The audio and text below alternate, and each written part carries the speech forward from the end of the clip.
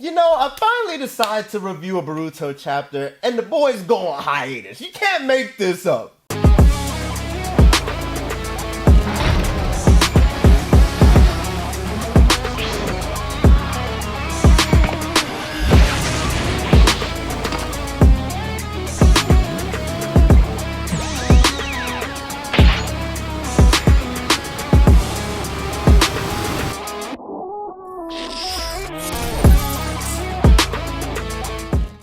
What's going on, guys? Your boy X here and Neji, and we're about to do that Boruto chapter 80 review. So this is gonna be my first Boruto review. As y'all know, or some of y'all might know, I have reacted and reviewed to the entirety of the Boruto anime. You can check that playlist out up here somewhere at the end of the video, right?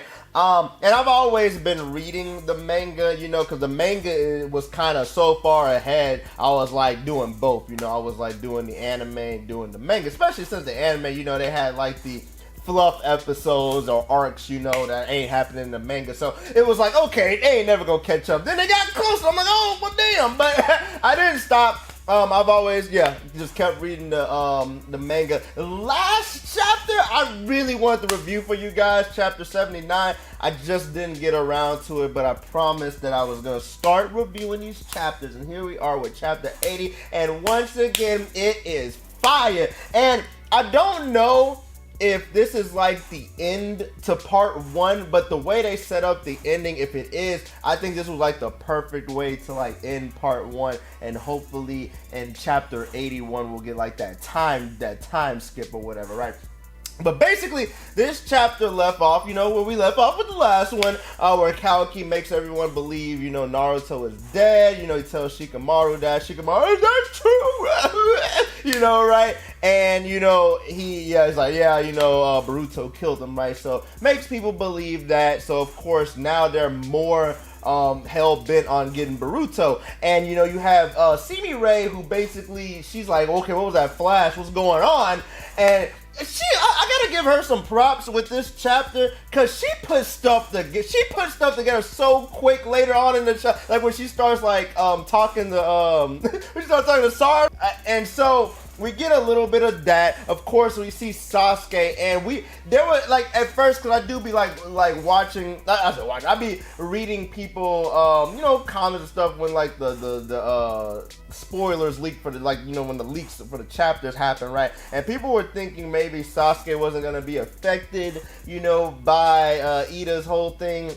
But he is affected, you know, and which sucks. I feel like he wouldn't have gotten affected, but I guess I'm real curious though why.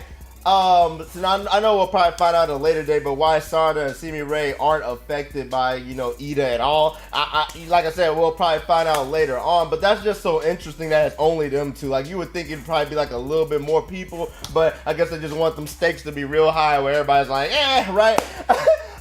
But afterwards with that, we do get a scene where Boruto's about to face off with, you know, Shikadai, Inoji, and Chocho, which sucks, man, because, you know, that's the boys, right? You know, Shikadai, that's like Boruto's best friend, right? And I mean, I guess you could say it's arguable between him and Mitsuki, but I would say Shikadai, right? And I think even they mentioned that before in an episode or whatever. But yeah, man, these are his friends that are after him, and they're just coming at him full force, you know. All the while you got, and I love Momoshiki like in the background, just like talking mad shit. He's just like, you know, I can kill all of them, but man, they're all after you. What are you gonna do? Like he's just like constantly egging on Boruto, because he basically thinks like this is like checkmate. Like, okay, I got this guy now. He's gonna fall into despair. I'm about to take over his body. Everything's gonna be good. But once again, I gotta give Boruto props, man. Like, I know not everybody likes Boruto, but this man's resolve and everything, his emotions, like he just this entire episode, he didn't let that bother, like none of this is bothering him really. I mean, well, let me take that back. It's bothering him, but he's not showing it, as well as he's still moving forward. So I gotta give Boruto props with that. We get a little bit more with, you know, Sasuke and Sarada, where basically Sarada's trying to convince Sasuke something's wrong, you know, you gotta protect Boruto or whatever, and she unlocks the Mangekyou Sharingan. Now this was one thing that was kind of controversial that I saw people complain about, like, oh, she unlocked the Mangekyou Sharingan, right? But I think this makes sense, like, cause, like, you know, before, you know, we used to think, oh yeah, you unlock the Mangekyou by killing your best friend or whatever, right? That is not the case. There are plenty of Uchiha that unlock that shit without doing that. If I remember correctly, God, Itachi unlocked that way back when, right? If I'm remembering correctly, I'm really trying to think when Itachi unlocked it, right? Because he didn't kill Shisui. He didn't kill him, right? But a good point would be Obito, right? Because Obito, all he did, he saw Kakashi kill Rin, right? And that's when he unlocked it. The rage killing all them people, right? So yeah, it's not like you have to kill your best friend. And I guess you could say she unlocked it because of the emotional state she's in right now. She feels like, you know, everybody's after Boruto. He's gonna die. Boruto and Sarada very close. You gotta remember, this is Naruto kid, Sasuke's kid. You know, they're best friends. Of course, Sarada and Boruto have been like, you know, they've been like tight since babies, most likely, right? You know, so you don't want to see your friend, you like your close like fan, like damn near family, right? You don't want to see them die. So I'm guessing, you know, with all this emotion built up and stuff, unlock the Mangekyou Sharingan, right? And I think this was like a turning point for Sasuke where he sees, like, and she's crying, of course, too, you know. And this shows Sasuke is a great father. A great father. He's up there with the greats in anime now. But, because, like, not only do you see your daughter unlock Mangekyou Sharingan, so that should be already a red flag right there. Like, whoa, she's this emotional about this right now? Well, let me go ahead and save this kid, I guess, right? So he ends up like trusting in his daughter. Shout outs to Sasuke once more, and he ends up saving Boruto from Shikadai and them, right? Afterwards with that, we basically get a like, you know, they're just like dialogue between Sasuke and Boruto, where basically, you know, he's explaining his memories to him. Like, he's just like, yo, your boy, I taught Kawaki the Rasengan. You know, we did this. I became his master, whatnot. He's Naruto's son, and it's so crazy because, like, I think when last chapter had came out, I was like, I feel like a lot of this stuff Boruto can like explain easily, like just like this. Like Sasuke was like, oh yeah, I taught him the Rasengan. Tell Kawaki do Rasengan. Kawaki do Rasengan right now. Show him Rasengan. And yeah, Boruto, he can do Rasengan right now. I don't know why he don't have to do it. But Boruto, he can activate Rasengan right now. I feel like the village should have some kind of DNA, like, I don't know, like, you know, takes a blood sample. It's like, wait a minute, he's got the DNA of Naruto, you know, right? And he's got the whiskers and yellow hair. Like, what are we doing here, right? I just thought that was a little silly, but okay, it's your memories, right?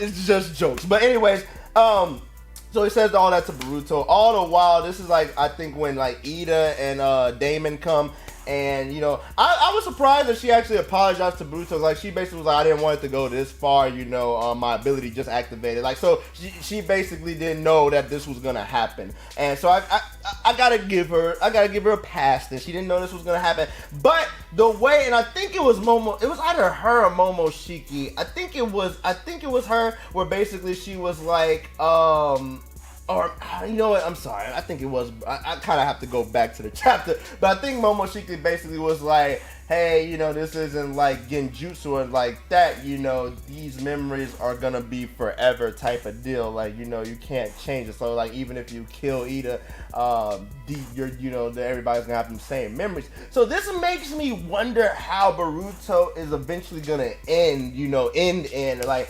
cause like what I'm thinking is either Boruto is just gonna have to convince people and they're gonna have to like, oh, alrighty, I guess, right, like it's one of those type of things. Or I wonder if Ida, like somebody can like re-trigger Ida's ability and like just revert stuff back to like normal, right? But afterwards with that, you know, basically we get that nice Boruto resolve. Momoshiki mad as hell, talking about, darn, why hasn't he in the space? getting all upset and everything. You know, Boruto starts going on a little monologue. I'm the son of Naruto. My grandpa also was, you know, all that good stuff. And I do like I said, I love how this ended. If this is definitely the end of part one, like you have Cold basically like, I'm about to get my revenge on Boruto. You got Kawaki talking about, as long as you're no Sasuke, I'm coming for you, Boruto. And Boruto, yeah. And I do like too, like where Damon, he's just like, you know, get the training, get stronger than how you are now, so I can go all out for the first time or whatever. So that shows me too that Damon has not gone all out on anybody. So it's gonna be interesting to see like how he is too in the future. But yeah, like I said, this is the end of part one, Boruto. I think they did a great job with this ending.